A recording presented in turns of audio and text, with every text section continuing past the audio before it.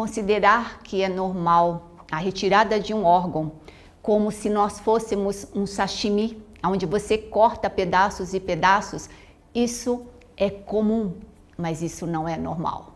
Princípios da mudança. Eu vou te ajudar. Por que mudar? Como mudar? Entender as causas e o que mudar. Quando nós tratamos do assunto retirada, nós pensamos em órgãos linfáticos, onde o sistema linfático está muito presente, como as amígdalas, então a amidalectomia, como a apendicectomia, a retirada do apêndice, também um tecido rico em sistema linfático. Nós falamos da retirada da vesícula, a colecistectomia, e também pensamos na esterectomia em mulheres, quer dizer, aonde esses órgãos estão incluídos na nossa tríade, né, que nós já falamos, fizemos vários vídeos falando sobre o fígado, e agora nós vamos ligar isso com o sistema linfático para terminar com os rins, porque normalmente a falência renal é o que vai ocasionar o óbito ou realmente a falência de todos os outros órgãos, e aí é o óbito mesmo. Por isso que ainda temos aqui um tempo de mudança de estilo de vida, uma mudança consciente para saber que um inchaço nas pernas, um lipedema, né, que hoje é denominado como um inchaço, uma retenção linfática nos membros inferiores de uma característica não genética, ao mesmo tempo leva a parecer que tenha um componente genético, e de verdade, gente, tem a ver com o estilo de vida, com a epigenética. Acima da genética está falando o nosso estilo de vida, onde o fígado e o intestino delgado, eles estão envolvidos, porque o nosso sangue, 55% do sangue é feito pela nossa boca, tudo que você come vai vir para o intestino delgado, e esse intestino delgado é onde o sistema linfático e a linfa, principalmente no delgado e no fígado, são os dois órgãos mais importantes onde a linfa se forma. Então, quando a gente entende que tudo isso, olha, de novo, né, nós estamos falando de outra tríade, mas de novo nós vamos falar da livre escolha. O que nós colocamos pela boca vai definir o quanto de sobrecarregado vai estar esse sistema linfático para ocasionar as amputações, as retiradas dos órgãos ou os inchaços em membros inferiores. E por que em membros inferiores? De uma maneira didática, para a gente entender o sistema linfático, ele é composto por circulação linfática, vasos linfáticos, linfa e linfonodos. Eu resumi aqui para vocês entenderem como é que isso funciona. Na verdade, esse sistema linfático, ele está paralelo ao sistema sanguíneo. E a diferença básica, né, da cor da linfa, a linfa é um líquido clarinho, transparente, enquanto mais transparente para branco, enquanto o sangue é vermelho, porque ele tem presença de hemácias, e dentro da hemácia a hemoglobina e o ferro, é por isso que a cor vermelha é do nosso sangue. O sistema linfático, ele funciona basicamente com vários capilares sanguíneos, tudo anda junto, justapostos. Esse líquido passa pelos linfonodos, aonde vai acontecer uma filtragem maior para formar a linfa, e a linfa que passou pelos linfonodos, tá, que vai ir para a corrente sanguínea. Quer dizer, dos capilares sanguíneos ir para o sangue, seria um veneno entrando na corrente sanguínea e prejudicando todo o sistema de coração e cerebral. É por isso que nos nossos desenhos, quando a gente explica, olha, tem que passar pelo fígado, todo o sangue que é feito, 55% do sangue que é feito no intestino delgado tem que passar pelo fígado para acontecer uma filtragem. Nesse percurso do intestino delgado para o fígado, os vasos linfáticos já estão fazendo a faxina desse sangue que foi confeccionado com uma alimentação não tão saudável assim. Tá bom? Então, é por isso que esse grau de congestão que vai acontecer no intestino delgado, ele está envolvido no sistema linfático. Dentro do fígado, nós vamos ter esses mesmos sistemas acontecendo para novamente limpar esse sangue. Então, o sistema linfático é como se fosse o ajudante, né, do cozinheiro, para poder fazer essa faxina acontecer ao mesmo tempo que se cozinha, se produz elementos, vai se limpando concomitantemente. Então, o sistema linfático ele entra com o intestino delgado e com o fígado, onde eles mais se forma a linfa, exatamente porque é do externo que nós fazemos a nosso maior grau de intoxicação. O veneno, claro, tem a inalação, tem pela pele, mas o sistema linfático sabe que pela boca entra mais. Então, de uma forma geral, quando nós vamos falar, eu vou fazer uma drenagem linfática para ajudar os linfos, né, os linfonodos a drenarem melhor, é uma massagem bem suave, com o toque dos dedos, que tenta realmente fazer um trajeto que a linfa iria acontecer, olha, nesse pertuito aqui, pensando nesse sentido. Tudo que eu como vem para o intestino delgado, ele está páreo a páreo com o sangue, para ir limpando isso que vem no intestino delgado, para depois ir essa secreção, esse conteúdo todo que vir daqui, cair na corrente sanguínea. Quer dizer, é um sistema muito inteligente, muito esperto, no sentido de lesionar cada vez menos, sobrecarregar cada vez menos o sistema de fígado, o do coração e cérebro. Todos os outros órgãos também, sem dúvida nenhuma. O que acontece quando esse sistema linfático acaba sendo sobrecarregado por toxicidade, por toxinas? Os órgãos mais importantes do sistema linfático são baço, que é um órgão único localizado aqui próximo ao estômago e duodeno, e pâncreas posterior, o timo, um órgão localizado bem aqui no nosso chakra cardíaco, justaposto nessa região do coração, e as amígdalas, que nós chamamos de palatina, a conhecida de sempre, a amidalite que acontece aqui na região da boca é a palatina, e a faríngea é a famosa adenoide. Quantas crianças são operadas, retiram as amígdalas palatinas e concomitantemente junto já retiram a adenoide também? Quer dizer, estão tirando um sistema de faxina do sangue porque nós não mudamos o que entra pela boca.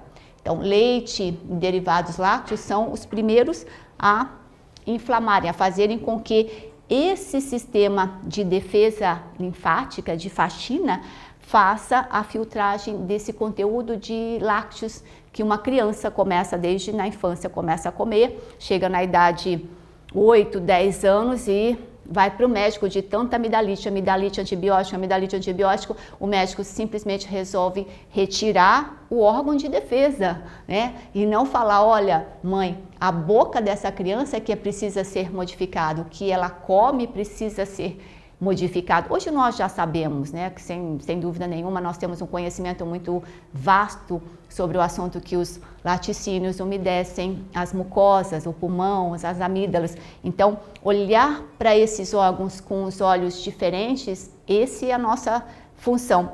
Baço, timo, é nosso sistema imunológico mais primário, e toda vez que nós falamos sistema imunológico, nós pensamos 80% no intestino e 20% no sangue, mas uma criança, um feto, tem essas regiões muito mais desenvolvidas, exatamente porque ela ainda está virgem, né, de uma alimentação. E depois que nós começamos a fazer uma alimentação via oral, por boca, esses órgãos vão ser suprimidos de alguma forma.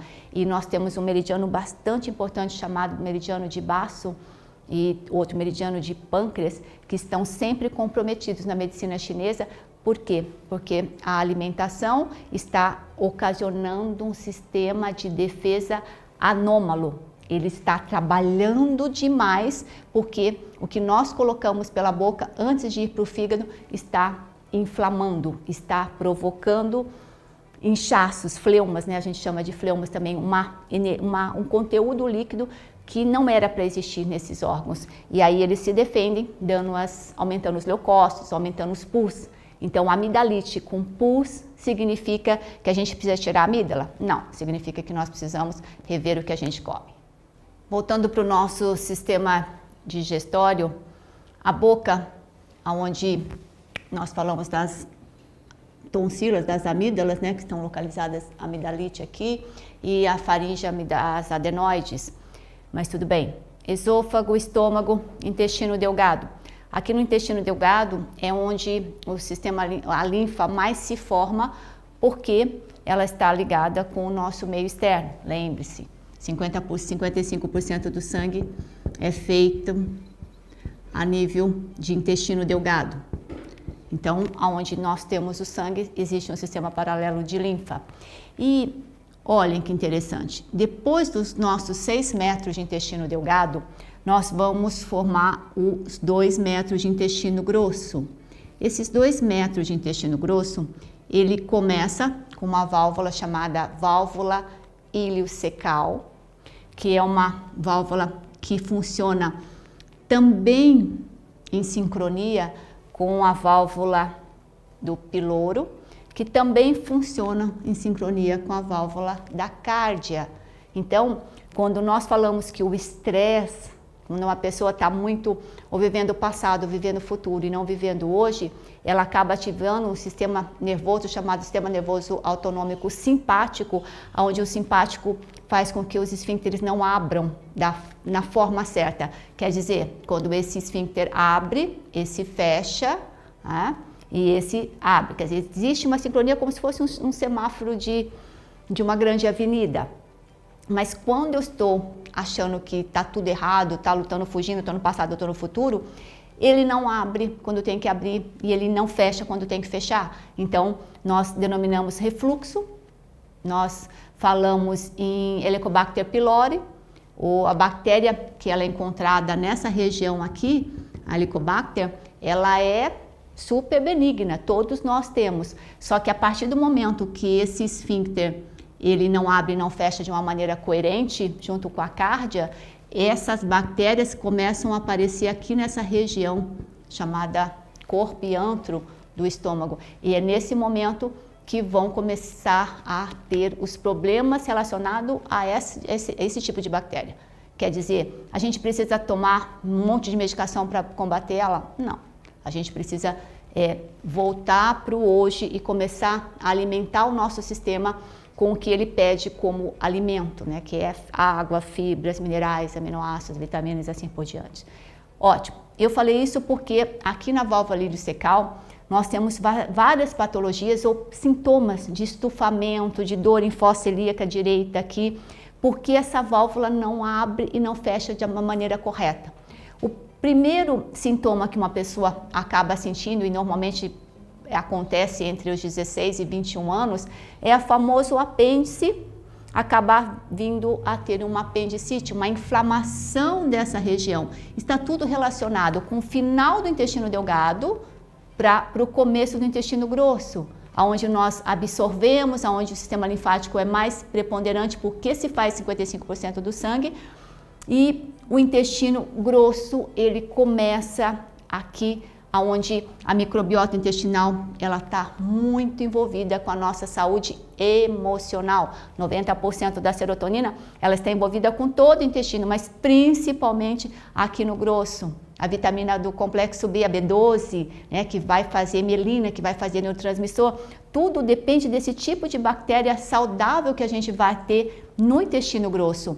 E Deus, na sua suprema bondade, faz com que nesse apêndice, nesse pequeno tubinho, nós tenhamos as nossas a microbiota intestinal mais saudável que a gente poderia pensar desde a época que nós fomos gerados pela nossa mãe.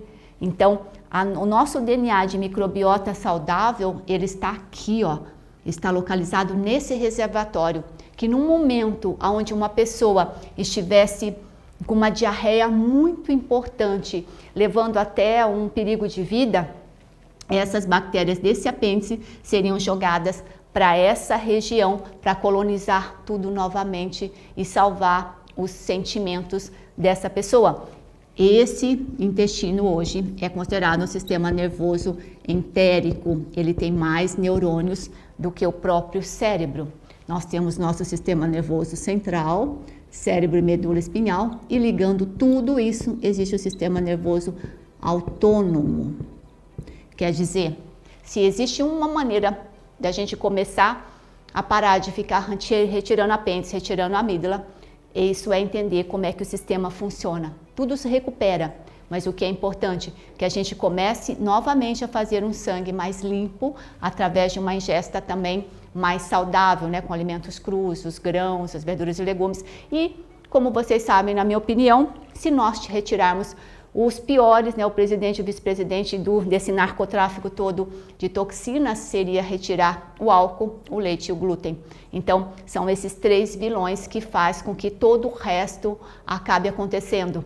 E é por isso que, quando nós entendemos, nós paramos de ressecar órgãos tão importantes que não foram colocados ao acaso aí. Acreditar que o apêndice só serve para ser realizada a apendicectomia, para ser retirado, é uma ignorância. E outro saber que vale a pena vocês se alertarem, existe uma apendicite que nós pegamos muito a nível de hospital, e eu sou cirurgiã geral antes de ser cirurgiã plástica, é a pseudoapendicite. Tem todos os sinais e sintomas, um quadro semelhante à apendicite, que é um quadro mais grave, né? Depende do grau, você tem que retirar mesmo, porque eu falo que o intestino, o corpo, ele dá sempre um órgão em sacrifício para que aquela pessoa passe por uma cirurgia, por um estresse, e aquilo faça com que ela, né, na recuperação da sua cirurgia, ela repense sobre como é que ela vai se alimentar novamente após esse momento, mas muito não acontece. A pseudoapendicite, ela se parece, mas não é uma apendicite que tenha que vir a ser retirada. Ela começa por essa bactéria chamada Yersinia enterocolítica, que é uma bactéria que está presente naturalmente no intestino da vaca. Então, de acordo com os diversos patógenos de possibilidades que, ao ordenhar uma vaca, seja manualmente, seja mecanicamente, esses patógenos estão presentes no intestino da vaca e vão acabar por contaminar o leite desse animal e ir para a mesa de vocês, mesmo com todos os processos de pasteurização. São bactérias como a Listeria monocitogênica que elas não são destruídas nem pela pasteurização, nem para a ultrapasteurização e sobrevivem até a geladeira. Então, é por isso que quando a gente fala, olha, tomar um leite, comer um queijo vai trazer danos à sua saúde, é por isso, gente, porque vocês não sabem, mas se você pesquisar aí, ó, dá um Google, a pseudoapendicite, ela tem a ver com a Yersinia, que tem a ver com o nosso leite e derivados lácteos, tá bom? Por isso que, ó, o nosso DNA da microbiota mais saudável que nós temos no nosso organismo desde que a gente foi formado como feto encontra-se aqui no nosso reservatório. É um cofrinho, é uma poupança que Deus sabe que se um dia nós precisássemos, nós teríamos a nosso DNA bacteriano top master. Nos próximos vídeos nós vamos falar dos outros órgãos que também são retirados, como para a mulher, né, algo muito comum chamado esterectomia, seja por mioma, seja por alto fluxo menstrual sem causa, quer dizer, o sangue sempre vai estar, o sistema sanguíneo sempre vai estar acompanhado do sistema linfático. E imaginem, o útero é um coágulo de sangue que faz com que a mulher menstrue, perca esse sangue, se renove todo mês. Então, se esse útero está tendo um mioma ou está extravasando e vindo a ter endometriose, é porque o sistema linfático desse órgão está comprometido. Mas nós faremos em um outro vídeo.